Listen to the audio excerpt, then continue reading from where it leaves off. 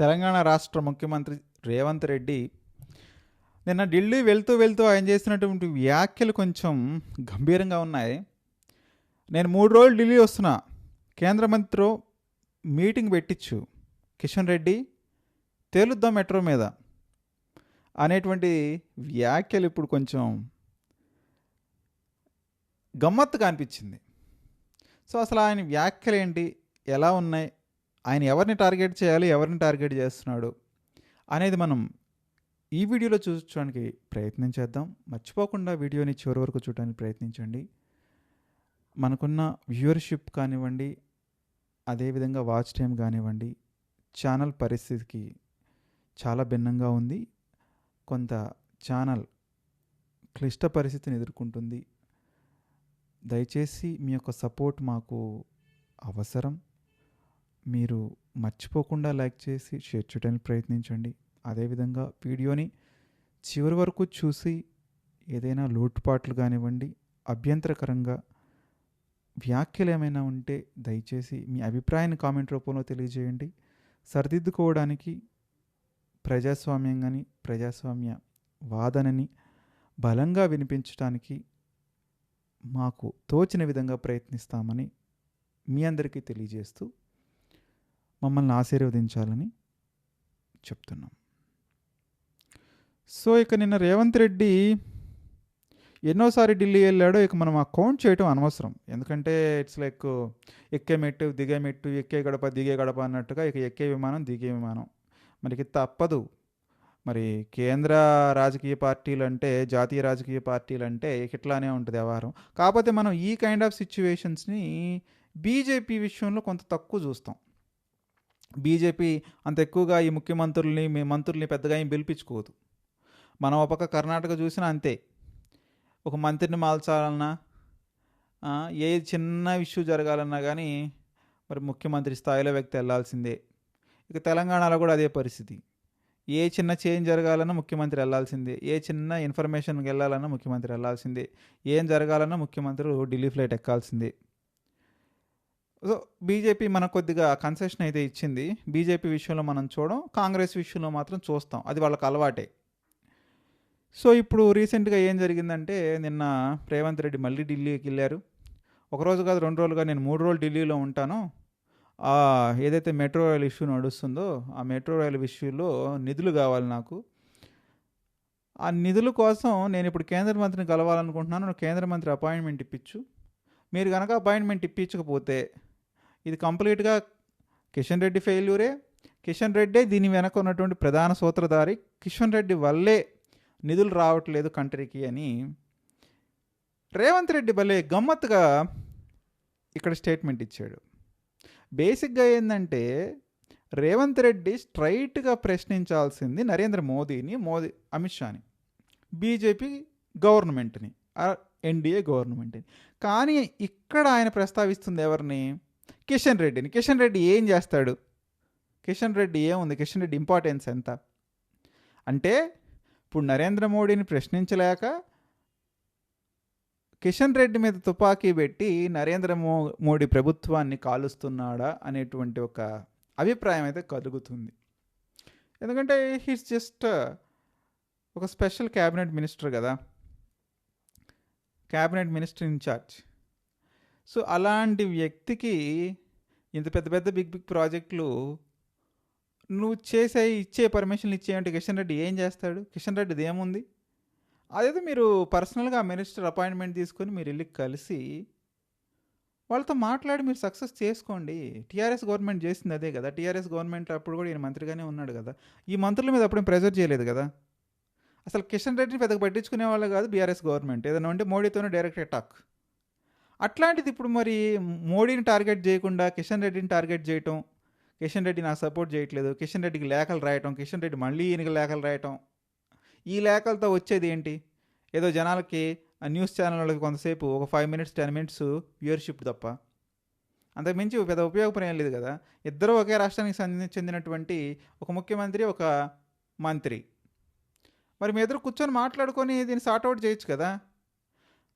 ఒక పక్క కిషన్ రెడ్డి ఏం చెప్తాడు, బీజేపీ ఎన్డీఏ గవర్నమెంట్ మీకు బాగా సపోర్ట్ చేస్తుంది, అందుకే డిఫెన్స్ ల్యాండ్స్ 82 ఎకర్స్ నువ్వేదైతే మూసీ ప్రాజెక్ట్ అనుకుంటున్నావో మూసీ ప్రాజెక్ట్ మేము ఇచ్చాం, మేము మీకు అప్రూవల్ ఇచ్చాం, నువ్వు ముందుకెళ్ళడానికి అవకాశం కల్పించాం.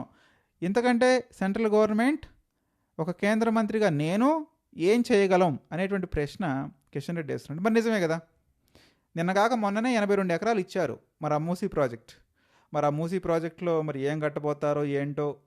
ఇక కొన్ని బిల్డింగ్ ఇష్యూస్ ఉన్నాయి, కొంతమంది జనాల్ని అక్కడి నుంచి ఎవాక్యువేట్ చేయించాలి, మైగ్రేట్ చేయించాలి.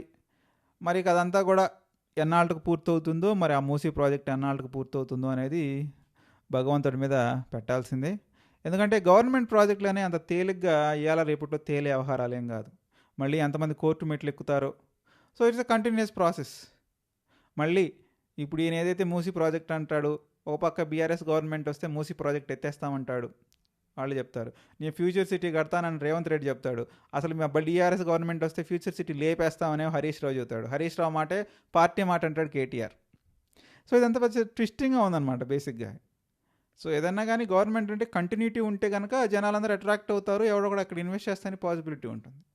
ఒకళ్ళు కడతా ఉంటారు, ఒకళ్ళు పడగొడతా ఉంటే అది ఎట్లా ముందుకెళ్తుంది? సో ఆ నన్ను నడుస్తుంది. ఇప్పుడు పంచాయతీ అంతా కూడా రేవంత్ రెడ్డి పంచాయతీ అంతా కూడా ఇప్పుడు ఢిల్లీలో పెట్టాడు అనమాట. అంటే ఇక్కడ మనం అర్థం చేసుకోవాల్సింది ఏంటంటే, అప్పట్లో కాళేశ్వరం కేసు కూడా అంతే. కాళేశ్వరం కేసులో కేసీఆర్ పార్టీ అవినీతి చేసింది, కొన్ని లక్షల కోట్లు గుంజుకున్నాడు కేసీఆర్ అని ఇదే రేవంత్ రెడ్డి చెప్పాడు. సో రేవంత్ రెడ్డి చెప్పాడు, మళ్ళీ స్పెషల్ కమిటీ వేశాడు. ఆ స్పెషల్ కమిటీ రిపోర్ట్ వచ్చింది.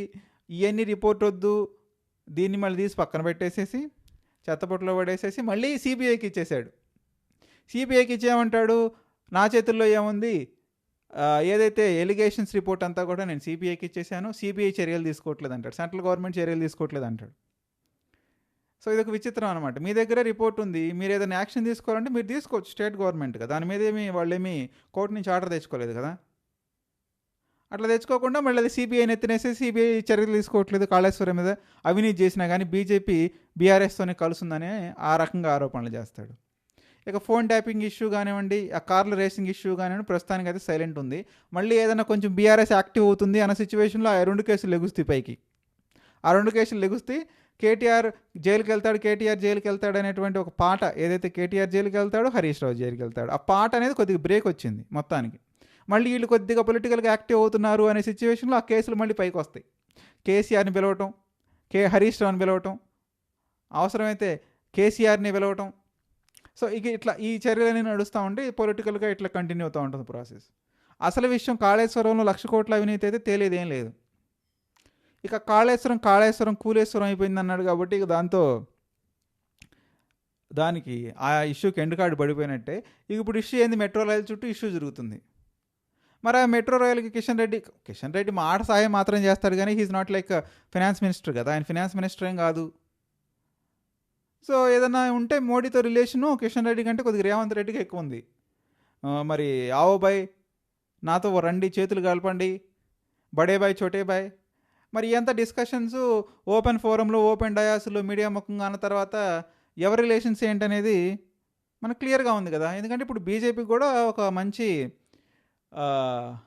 ఒక లీడర్ కావాలి తెలంగాణ నుంచి. తెలంగాణని నెక్స్ట్ ఎలక్షన్స్లో ఎట్టి పరిస్థితుల్లోనూ బీజేపీ పార్టీ జెండా బాతాల్సిందే. మరి అది మోదీ అమిత్ షా ప్లానింగు.